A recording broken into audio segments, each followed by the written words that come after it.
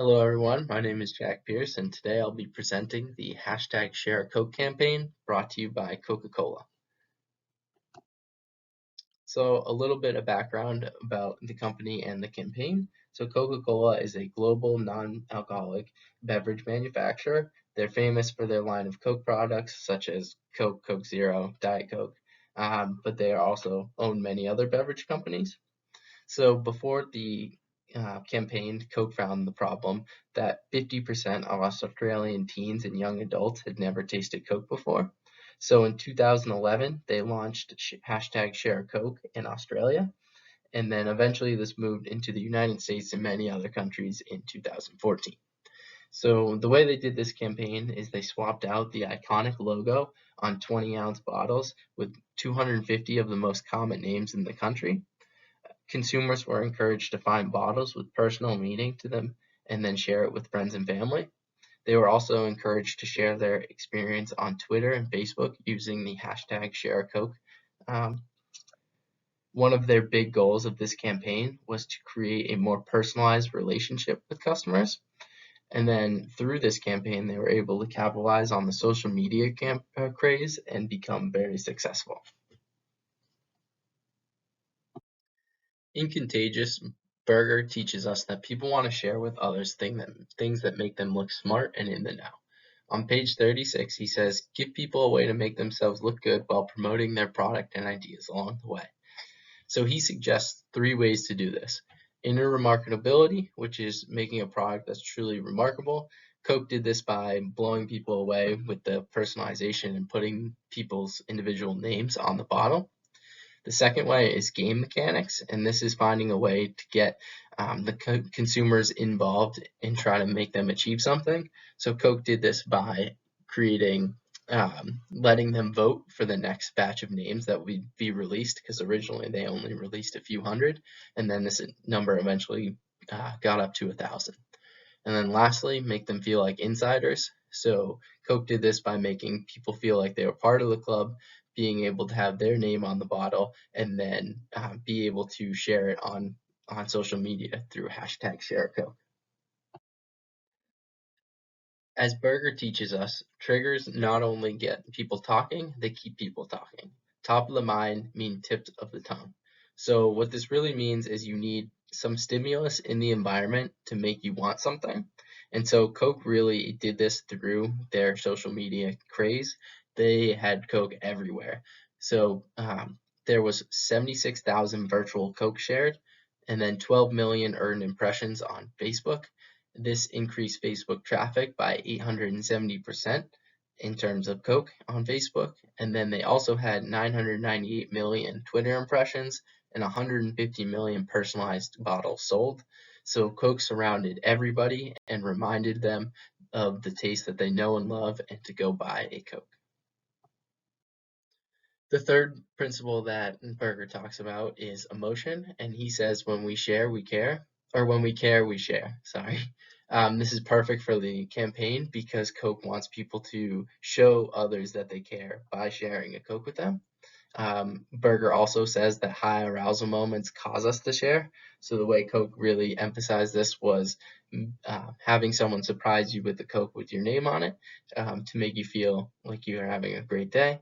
They also surprise you with getting a Coke randomly out of a vending machine with your name on it, favorite team logo, or favorite song lyric. As Lucy Austin said, and she was one of the founders and original people with this idea, she said her reaction was childlike. I knew many others would react the same way. So this is someone who knew it was coming and still felt great. So also seeing others sharing Cokes with their friends makes you want to continue to spread the joy with others' friends and family. So the fourth principle that Berger talks about is public visibility. This is all about being seen to the public eye. So as Steve Jobs realized that seeing others do something makes people more likely to do it themselves. This is why Coke was really so successful by emphasizing the social media campaign, because this spread the message all over social media. So as soon as you open your phone or computer, you would see others sharing their pictures, like the ones on the right with their name on the bottle next to them. Another thing they did is they didn't change the label at all, so you could still easily recognize the Coke even from afar. And then lastly, a twist they made to the campaign was they made the actual name, the Shareacoke with Marissa or Maria, like the picture on the right, they made that rip off, and so you could stick it on any notebook or computer. So the area that Coke really struggled throughout this whole campaign is providing practical value. This is providing information or useful knowledge that the customer can then use to better themselves. Coke really doesn't do this at all by just having their name on the can. It does spread a nice message to care, but it really doesn't provide any useful information. Coke did try to do this a little bit by partnering with others to support other causes. So, for example, Coca-Cola will donate $1 for every social media share this hashtag Reach Up Special Olympics video receives. So I think if they were to really excel in this category, they would need to spread awareness about Special Olympics and really advocate for this and other social causes that they wanted to, rather than just matching donations. Yes, the matching donations is really good cause, but I think if they were to advocate for it and advocate for awareness, that it would have heightened the campaign. So the sixth and final principle out of contagious is stories. And Berger says that we need to build our own Trojan horse, a carrier narrative that people will share while talking about our product or idea along the way. So Coke did an amazing job in this area because Coke's story was your story, whether you want to tell a story about reuniting with a lost friend or maybe surprising a family member and making their day with a bottle. Um, your individual story that you were sharing on social media was Coke's story that they were advocating, while Coke's product being in the background and really causing this friendship to reunite or you making your friend or family member's day. So, in conclusion, this was definitely one of Coca Cola's most successful campaigns. In Australia alone, the campaign increased Coke's market share by 4%, consumption by young adults by 7%, and increased sales by 3%. So, this is really huge going back to our background information where we found that 50% of young adults hadn't even tried Coke at this point. In the United States, they increased sales by 2%, and they also stopped a 10-year decline in Coke consumption. So I know these percentages seem a little bit small, but when you're talking about a company that is worth that much money, these sales numbers are actually a huge increase.